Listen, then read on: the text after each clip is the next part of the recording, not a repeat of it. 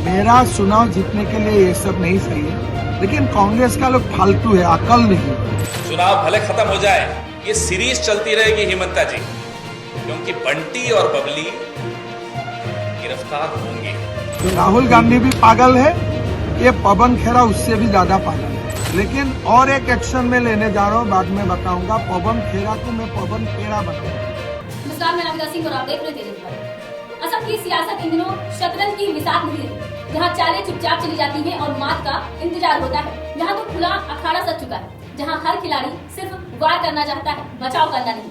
प्रचार का शोर थम चुका है, लेकिन सन्नाटे में भी सियासत की आवाज और तेज सुनाई दे रही है, क्योंकि चुनाव से ठीक पहले जो हुआ उसने इस पूरे खेल को और भी ज्यादा दिलचस्प और संदिग्ध बना दिया है। दिल्ली के एक दरवाजे पर दस्तक होती है। ये कोई आम दस्तक नहीं थी, ना ही कोई पार्सल लेकर आया और ना ही कोई डिलीवरी बॉय था। ये दस्तक थी सत्ता और सत्ता के सिस्टम की। असम पुलिस दिल्ली पुलिस के साथ निशाना थे कांग्रेस के तेज तर्रार नेता पवन खेरा। आरोप थे 3 पासपोर्ट, हजारों करोड़ों की संपत्ति और सत्ता के शीर्ष पर बैठे एक पावर कपल पर सीधा हमला। अब सवाल उठता है कि जब देश में आचार संहिता लागू है, जब चुनाव आयोग हर गतिविधि पर नजर रखे हुए, तब एक राज्य की पुलिस दूसरे राज्य में जाकर विपक्षी नेता के घर पर दबिश देती है। क्या ये सामान्य प्रक्रिया है या फिर ये कानून का राज कम और राज का कानून ज्यादा बन गया है? पवन खेरा ने आरोपों का ऐसा बम फोड़ा है कि उनकी गूंज दिल्ली से गुवाहाटी तक सुनाई दी है। उन्होंने मुख्यमंत्री और उनकी पत्नी पर गंभीर आरोप लगाए हैं, विदेशी पासपोर्ट रखने से लेकर विदेशों में अघोषित संपत्तियों तक का। यहाँ तक कि तंज कसते हुए उन्हें बंटी और बबली की जोड़ी तक कह दिया है। अब ये सिर्फ आरोप नहीं रहे, ये एक राजनीतिक नैरेटिव बन चुका है, जिसमें सच क्या है और रणनीति क्या है ये समझना काफी ज्यादा मुश्किल हो गया है। वहीं दूसरी तरफ जवाब भी उतना ही आक्रामक आया है। आरोपों को फोटोशॉप की साजिश बताया गया है और माली हानि का केस दर्ज कर दिया गया है।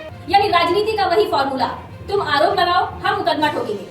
लेकिन कहानी यही खत्म नहीं होती है। असम पुलिस का दिल्ली पहुंचना इस पूरे घटनाक्रम को एक नया मोड़ देता है। कांग्रेस का आरोप साफ है, ये कार्यवाही नहीं दबाव है, ये जांच नहीं संदेश है। संदेश ये है कि चुनाव से पहले जो भी आवाज तेज होगी उसे उसी तरह से दबाया जाएगा। वही सत्ता पक्ष का कहना है कि कानून अपना काम कर रहा है और करेगा, चाहे समय कोई भी हो। अब यहाँ असली पेच आचार संहिता का है। चुनाव के दौरान प्रशासन चुनाव आयोग के अधीन होता है, लेकिन इसका मतलब ये नहीं होता है कि कानून व्यवस्था ठप हो जाए। अगर कोई मामला दर्ज है तो कार्यवाही हो सकती है, लेकिन सवाल सिर्फ वही, क्या ये कार्यवाही निष्पक्ष है या समय देख कर की गई है? राजनीति में टाइमिंग ही सब कुछ होता है और यहाँ टाइमिंग इतनी सटीक है कि संदेह अपने आप पैदा हो जाता है।